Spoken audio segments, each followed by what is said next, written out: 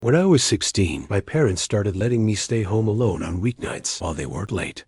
We lived in one of those safe-feeling suburban neighborhoods where nothing ever really happened. The streets were lined with old oak trees. The sidewalks always swept clean. Neighbors waved when they drove by, and kids rode bikes until after dark. It was quiet, almost boringly so, and honestly, I never thought much about safety. We had lived in the same two-story house since I was 7. White siding, green shutters, big front porch, fenced-in backyard. The kind of house you picture when you think normal. I always felt comfortable there, even when I was by myself. The night this happened, it was a Tuesday. School had just started back after winter break, so the air was still sharp and cold, and the streets were unusually empty. My parents both worked late shifts that night, my mom at the hospital, and my dad at an auto shop across town. My younger brother was at a friend's house for a sleepover, which left me alone in the house. To me, that was a treat. I had the whole place to myself, no one bugging me, no one hogging the TV. I planned to microwave some frozen pizza, finish my homework, and then binge-watch a couple shows in the living room until I passed out on the couch. I remember I had just finished eating when I noticed the first weird thing. It was about 8:30. I was sitting on the couch, scrolling through my phone, when I heard this faint crunch.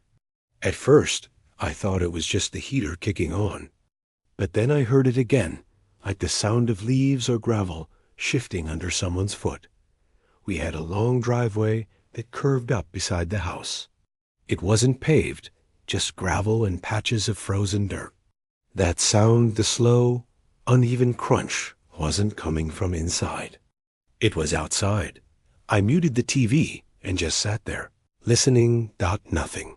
Silence. I got up, went to the front door, and looked through the peephole.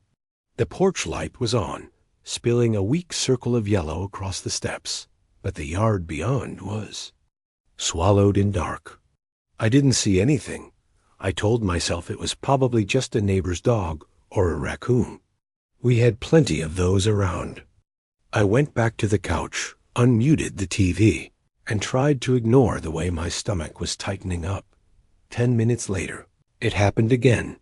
This time the sound was louder, closer, like someone dragging their shoe across gravel deliberately, almost slow enough to be on purpose. Crunch, crunch. I turned the TV off completely. The silence in the house suddenly felt suffocating.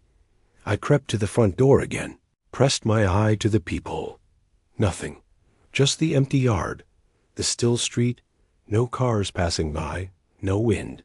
But then movement. For a split second, I thought I saw a shadow pass just beyond the glow of the porch light.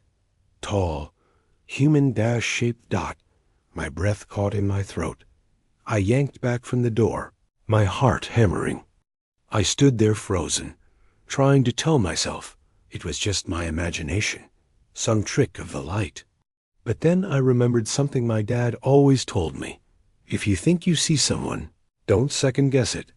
I locked the deadbolt on the front door, then went around the house checking the other locks, the back sliding door, the side door that led to the garage. Everything was locked, but my hands were shaking anyway. I went upstairs to my room and sat on the bed, trying to distract myself with homework. I even turned on some music just to fill the silence. For a little while, it worked, but then I made the mistake of looking out my window. My room overlooked the backyard. We had a small patio, a patch of grass, and then the fence line. Beyond that was a stretch of woods that went on for acres. In the daytime, it was beautiful birds, deer, all that. At night, it was nothing but blackness. And in that blackness, pressed up against the fence, was a figure. Someone was standing there. I froze, staring. At first, I thought maybe it was one of the fence posts, but then it shifted. It was definitely a person, tall, thin, standing completely still, facing the house. They weren't moving, weren't waving, weren't calling out. just standing there, as if they'd been watching for who knows how long. I ducked down immediately, crawling off the bed so they wouldn't see me watching.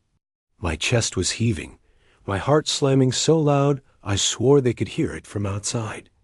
I grabbed my phone and called my mom. She didn't pick up. She was probably in the middle of her shift. I tried my dad next. Straight to voicemail. I didn't want to call 911 yet. Part of me still thought maybe I was overreacting. Maybe it was some neighbor messing around. But then I heard it again. That crunch. This time right beneath my window. Slow footsteps moving across the frozen grass, circling the house. I crawled to the corner of my room, every muscle in my body screaming at me to hide, to lock myself somewhere. Safe. But I didn't move. I just listened. The footsteps stopped, then 3 sharp taps against the glass, knuckles on my bedroom window. My whole body went cold. I couldn't breathe. I didn't look. I see OULDN single quotes T. Another tap. Louder this time. And then a voice. Low, raspy, muffled by the glass, but clear enough to make my blood run cold. I can see you. The words hit me harder than anything else could have. I can see you. It wasn't playful. It wasn't angry. It was just calm. Matter of fact. Like he was telling me a truth I couldn't deny. I remember covering my mouth with both hands to keep from making a sound. My breathing was too loud. My heart was too loud.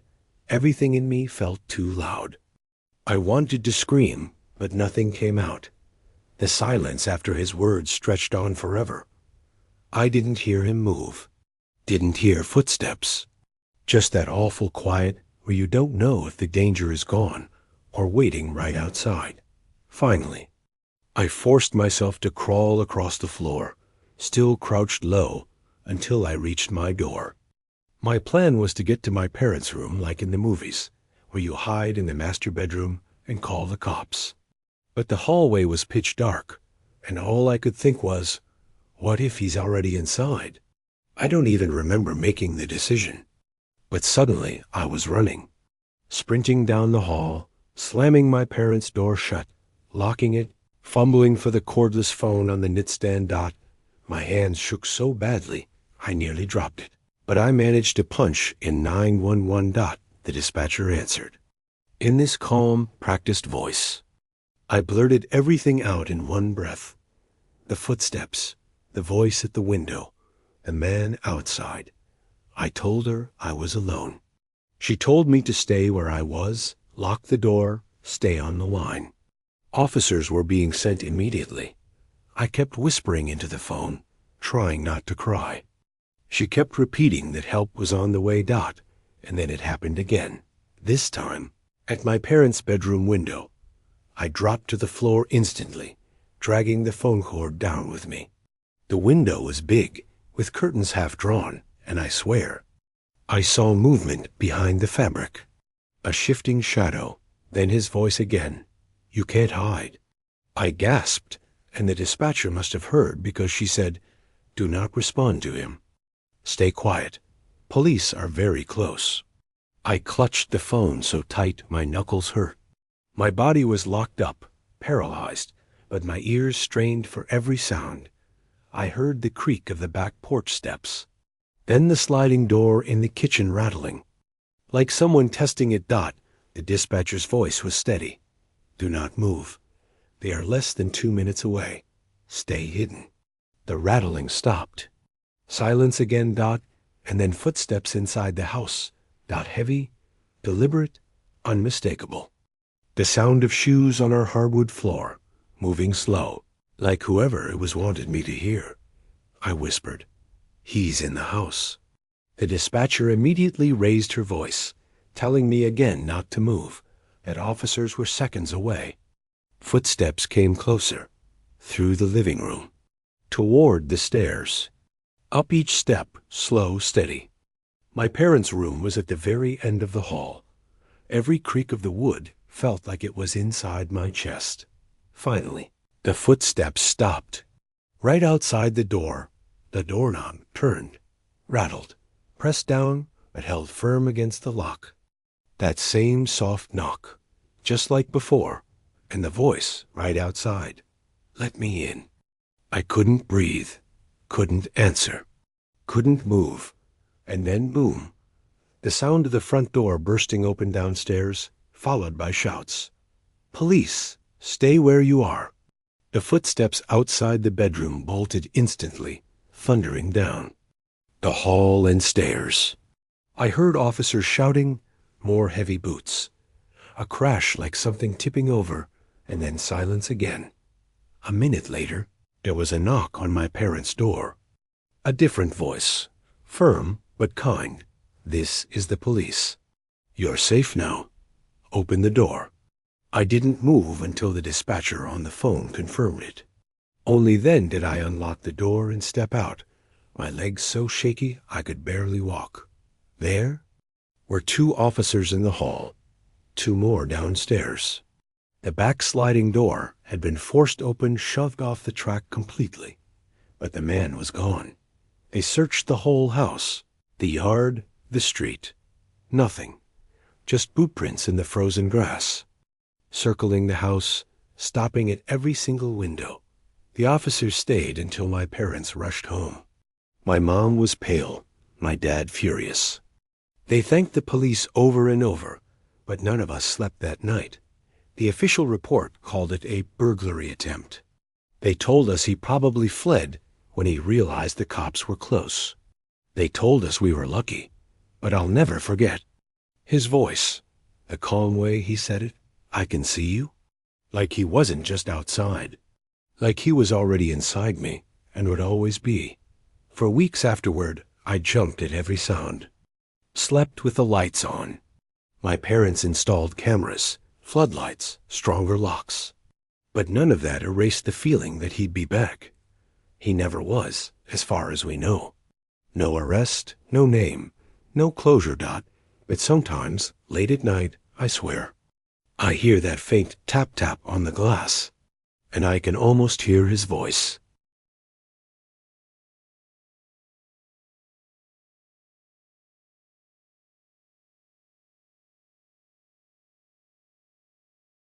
When I was 19, a couple friends and I decided to rent a cabin for a weekend getaway.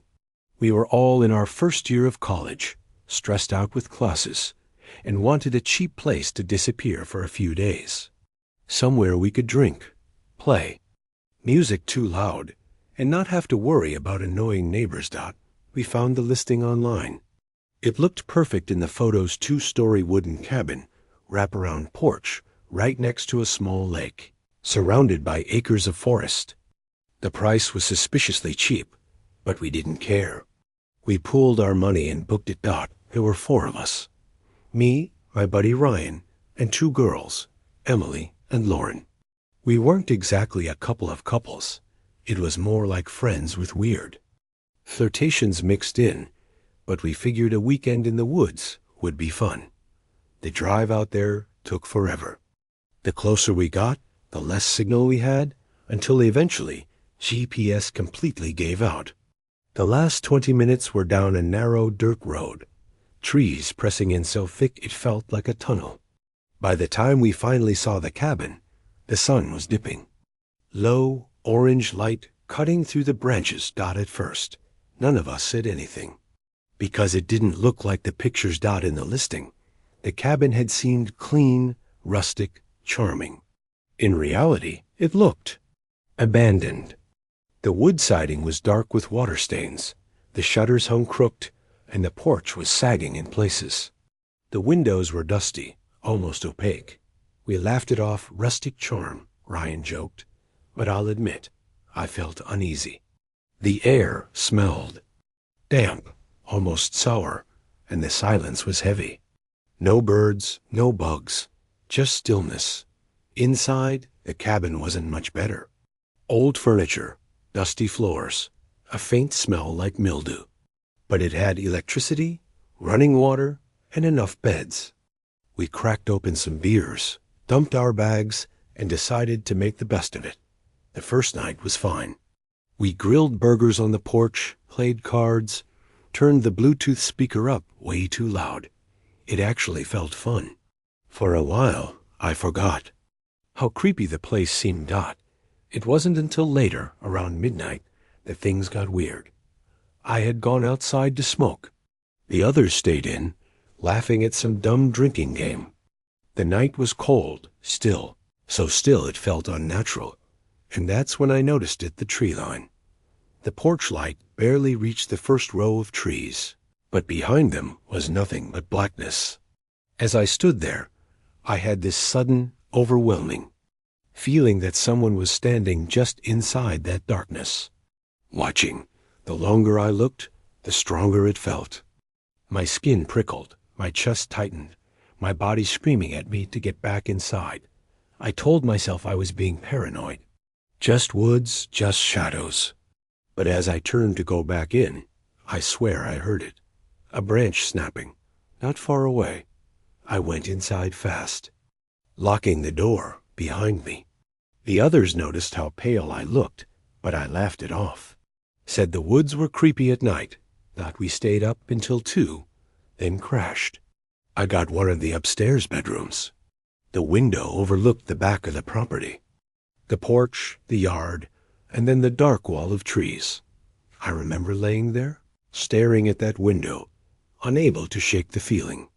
Like if I looked long enough, I'd see someone step out from the woods. Eventually, I fell asleep. At around 3:40. I woke up. No noise, no reason. Just wide awake. My eyes went to the window immediately, like I didn't have a choice, and my stomach dropped. There was someone standing at the tree line. I could barely see him, just a tall, pale shape among the black. Perfectly still. Facing the cabin, I froze, not even breathing. My brain screamed at me to move, to do something, but all I could do was stare. Then his arm lifted, slowly, deliberately, and he waved. Just one slow wave. I ripped the covers over my head and stayed like that until sunlight leaked through the window. When I came downstairs the next morning, I didn't tell anyone. Ryan was making coffee. Emily and Lauren were still asleep. I convinced myself it had been a dream, a trick of sleep paralysis. But when we went outside later, I noticed something. Footprints.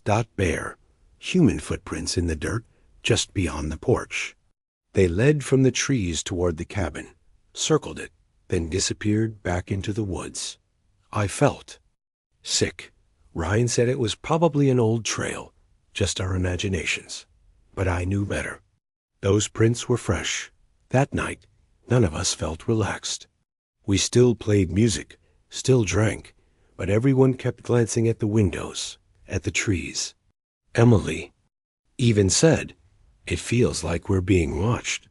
And around midnight, we found out she was right. The knock came first. Slow, hollow, on the front door. We all froze. Ryan killed the music. We just sat there, staring at each other. No one moving. Another knock. A voice. Low, male, calm. "Can you let me in?" My heart nearly stopped. Emily whispered, "We're not answering that." Ryan tried to sound tough. "Get lost, man." Silence. Then the voice again. "I know you're in there." We locked every door, every window, shoved the couch against the sliding glass door. None of us slept. We sat in the living room together, lights on, waiting for morning. Nothing else happened that night. But in the morning, the footprints were back. Not just at the tree line this time. All around the cabin, stopping at every window, even the upstairs ones. Like someone had climbed out. We didn't even talk about leaving that morning. None of us wanted to admit how scared we were, so instead we tried to act normal. Ryan made breakfast. Lauren pretended to scroll on her dead phone, like she had signal. Emily sat with her arms wrapped tight around herself. But every single one of us kept glancing at the windows. The footprints outside hadn't vanished with the daylight. They were still there, circling the cabin in messy, barefoot tracks. Some were huge, some small.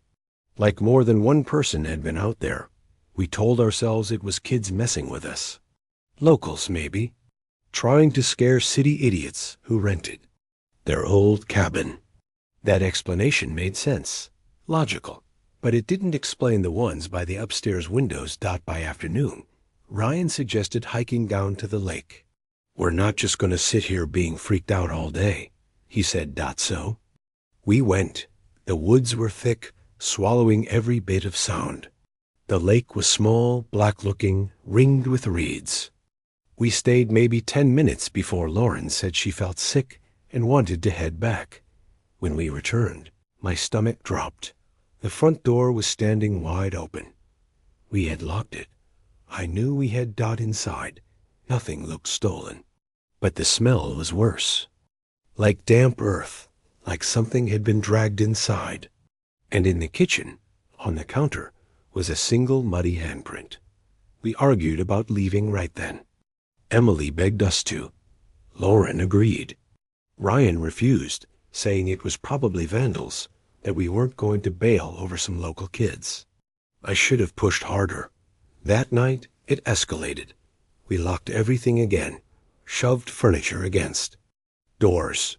We stayed upstairs together, all 4 of us crammed into the bigger bedroom. The air was so tense you could feel it. Around 1 a.m., it started. Not knocking this time. Whistling from the woods. A high, slow whistle, carrying through the trees. At first faint, then closer. Then right outside. None of us moved. Then the sound of footsteps on the porch. Bare feet slapping wood. Ryan whispered, "Don't make a sound." The doorknob downstairs rattled. Once, twice, then stopped. We thought maybe it was over. But then scratching. From the outside wall. Long, deliberate scratches. Moving from one window to the next. When it reached ours, I dared to look. And I swear to God, there was a face at the glass. Pale, grinning, pressed so close its breath fogged the window. I screamed before I could stop myself. The others screamed too. The face vanished instantly, but the whistling started again, louder now, joined by more voices, because there wasn't just one of them. There were several. Moving around the cabin, circling, whistling, scratching at the walls. We huddled together, clutching each other, begging morning to come. And somehow, it did. When sunlight finally broke, the sounds stopped. The woods went silent again. But outside, the ground was covered in prints. Dozens of them, leading to every wall, every window, every inch of the cabin. And right in the middle of the porch was a dead bird, its wings ripped off. We didn't even act. The second we saw that bird on the porch, Ryan finally admitted what we all knew. We had to get out. The problem was, the cabin was miles down a dirt road with no signal. Our car was the only way out, and it was parked in the open clearing, maybe 50 yards from the porch. On 3, Ryan whispered, "We run. Don't stop. Don't look back." Emily was already crying. Lauren clutched my arm so hard her nails dug in. We threw open the door and sprinted out the woods, exploded with sound. Whistles, shouts, branches cracking. Shapes darted between the trees too fast to make out, but human. Dozens of them. I ran like my life depended on it. Because it did. We piled into the car, Ryan fumbling the keys, swearing. Something moved at the edge of the clearing, tall, pale figures stepping out of the tree line. The engine roared to life. Just as one of them sprinted toward us. It wasn't just some prankster. I saw its face in the headlights. Its skin was chalk white, stretched too tight over its skull. Its eyes were black pits. Its mouth hung open in a grin that showed every tooth. Too many teeth. It slammed its hand against the window, leaving a smear of mud and blood. Ryan floored it. The tires spat dirt. The car fishtailed, then shot down the road. They chased us. I saw them in the mirrors, dozens, maybe more, running on all fours impossibly fast, keeping pace with the car for terrifying seconds before vanishing back into the trees. None of us spoke. None of us breathed until the road widened and the trees thinned, and suddenly we were back on pavement. We didn't stop. Not until we hit a gas station miles away, lights buzzing, people inside. Not only then did we realize we were all bleeding from shallow scratches we didn't remember getting. We never reported it. Who would believe us? Pale people in the woods wasn't exactly something the cops were going to chase down. But later, when I looked up that cabin listing again, it was gone. No record it had ever been posted. No photos. Nothing. Sometimes I wonder if anyone else has stayed there since. Sometimes I wonder if they're still out there, waiting in the woods behind the cabin. And most nights, I wonder if they followed us home, because even now, years later, sometimes, when I'm alone at night, I hear it again. That whistle. Slow, high, calling from the dark outside my window.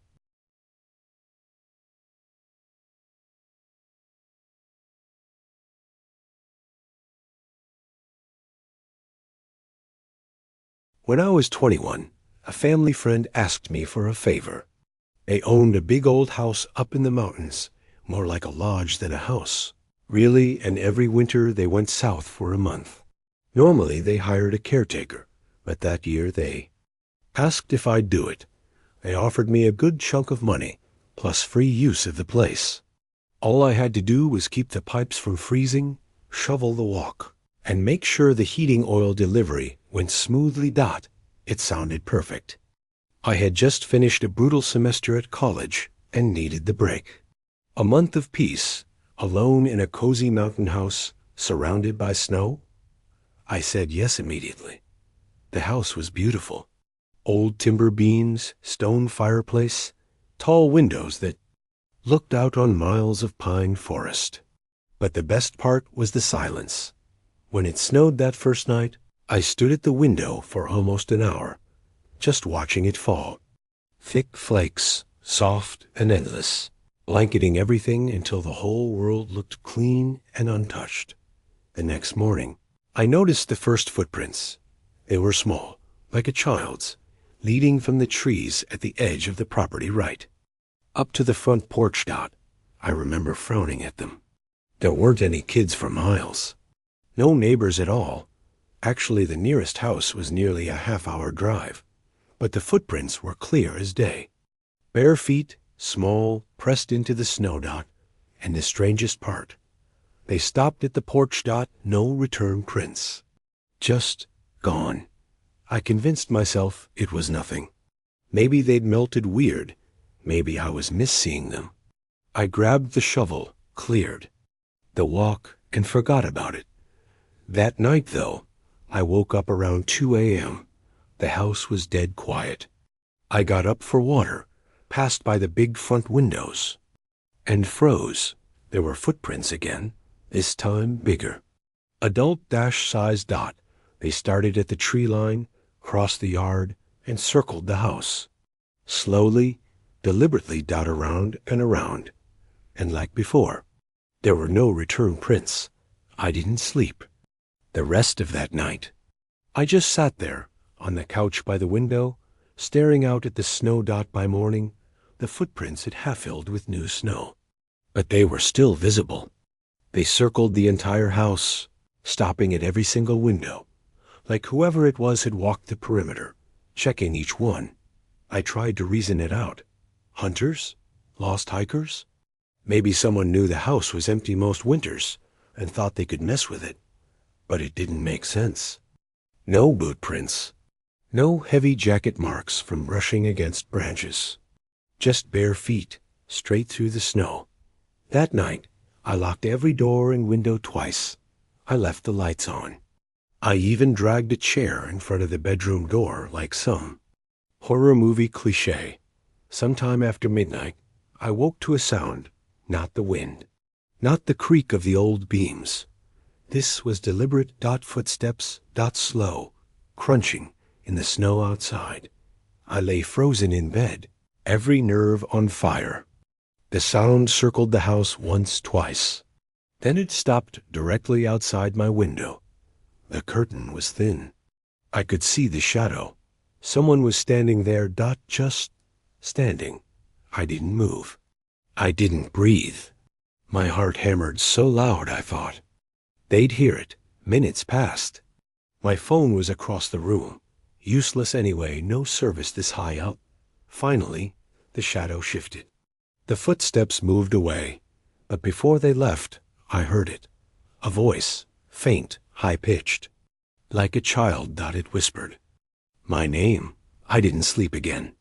When the whisper finally faded and the footsteps stopped, I just sat in the dark until the sun rose.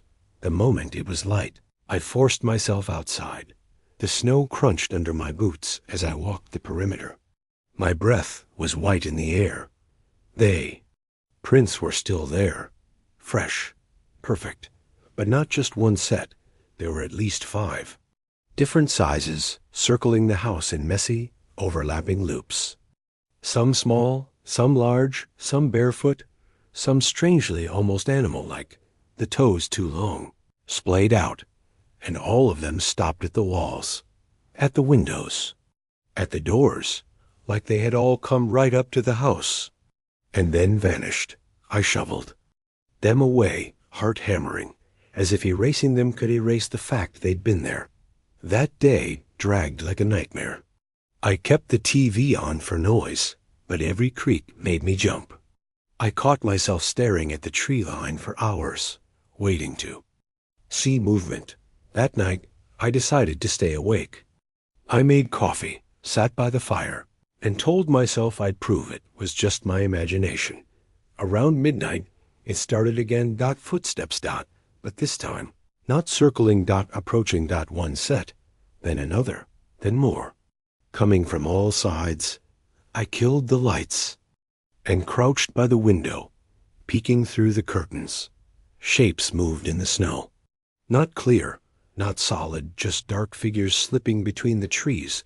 And then, from the porch, a knock, soft, deliberate. 3 times. I froze. Another knock, this time at the back door and the side door. All at once, the house was surrounded. Every wall, every door, every window, knocking, soft, patient, and then scratching, nails dragging across the glass. I clamped my hands over my ears, shaking, praying for it to stop, when it finally did. The silence was worse, because in the quiet that followed, I heard them whisper again. Not just my name this time.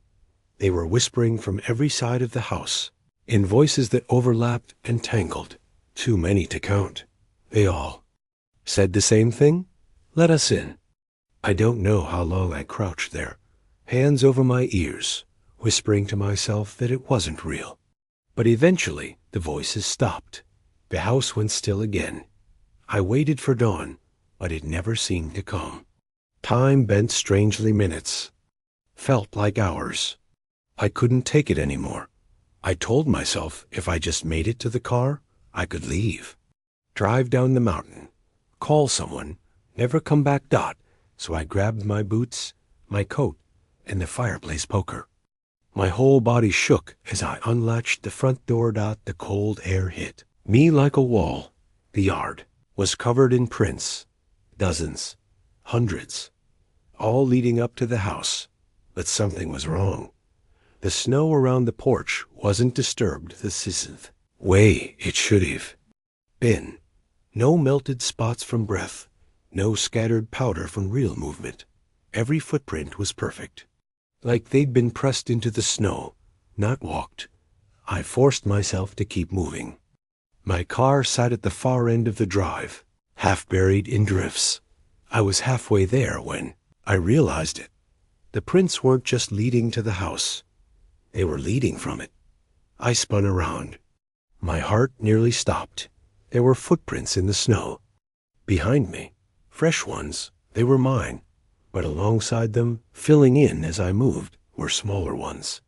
Larger ones. Bare feet, pacing perfectly in step with me.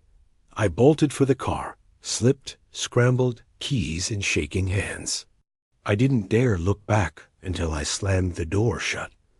Through the fogged glass of the windshield, I finally looked. They were there. Dozens of them. Figures standing at the tree line.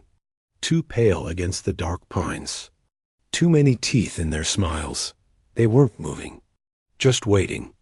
I got the car started, gunned it down the drive, and didn't look back again. I never went back to that house. I told the owners the pipes froze, that I had to leave early.